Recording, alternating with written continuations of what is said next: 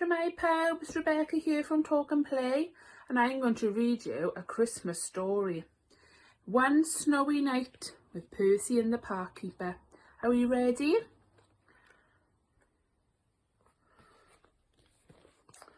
It was cold in the park in the winter, but Percy the park keeper doesn't mind.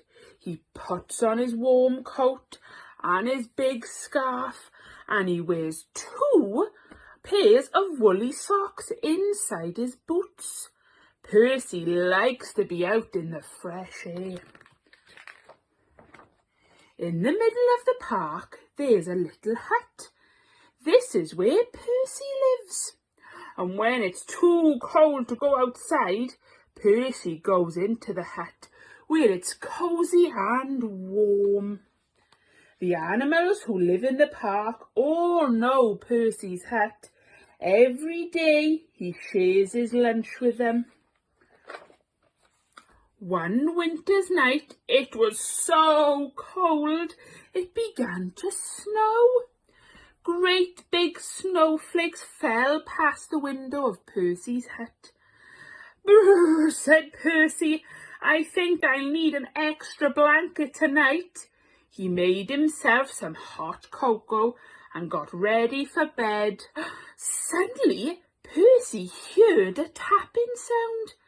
There was someone at the door. Now, who could that be at this time of night, thought Percy. He went to the door and looked out. There on the step was a squirrel. It looked very cold and miserable. I can't get to sleep, Percy, said the squirrel. My bed is full of snow. Oh dear, said Percy. Never mind. Come in, I've got plenty of room for the 2 of you. The squirrel snuggled down next to Percy, and they soon began to feel warm. Knock, knock. It was the door again. Now, who could that be, thought Percy. Standing outside were 2 shivering rabbits. It's freezing, said one rabbit. We're frozen, said another. Oh, you poor things, said Percy. Come on in and warm up. The rabbit squeezed into the bed next to Percy and the squirrel. There wasn't much room. Could you face the other way, Percy asked the squirrel.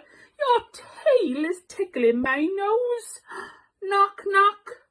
Oh dear, said Percy. Now there's someone else at the door. It was the fox, looking very cold and hungry. Can I come in too? He asked. Percy scratched his head and thought for a minute. Well, if you promise to behave, he said. I promise, said the fox, and he squeezed into bed next to all the other animals. Bump! Oops! The squirrel fell out. Who did that? asked Squirrel crossly. Knock, knock, knock. Good gracious, said Percy. It's the door again. This time Percy had quite a surprise. There on the step was a badger, 2 ducks, a hedgehog, and a whole family of mice. They all wanted the bed for the night. Poor old Percy and poor old Percy's bed. The animals pushed and shoved and rolled around the bed. It's not enough room for all of them. Soon the bed covers ended up in a big, tight ball. Then, bump, the covers rolled right off the bed and everyone fell on the floor. Oh dear, said Percy, this won't do at all. My bed is just too small. Suddenly, one of the mice pricked up his ears. What's that noise? He squeaked. Everyone listened hard. Now they could all hear it. There was a scratching and a scraping sound. It seemed to be coming from underneath them. "There's something moving under the floor," whispered Percy. The animals looked frightened, and the mice all started to squeak at once. "Oh dear, what could it be? It might be a monster with fierce claws and sharp teeth." The noise grew louder and louder. Then one of the floorboards began to move. "Look out! It's coming up through the floor." Suddenly there was a loud creak. "Help!" cried the animals, and they all ran to hide. But Percy wasn't frightened. He started to chuckle. Then he laughed out loud. A small, dark head was sticking up through the floorboards. "This isn't a monster," said Percy. "It's a mole." "I'm sorry to burst in like this," said the mole. "I knocked on your door, but nobody heard me." Percy helped the mole through the hole in the floor, sat him up, give him a hot water bottle to get warm, and put the floorboard back. "It's all right, everyone," he called. "You can come out now." But nobody moved, nobody stirred, nobody wanted to come out.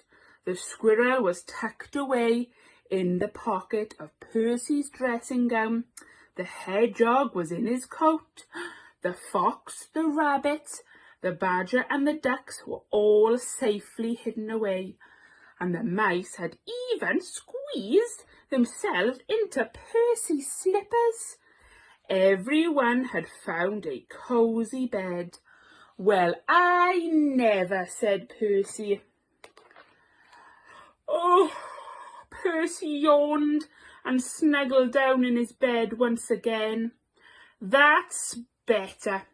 Now I've got plenty of room," he said, "and a little to spare for a mole."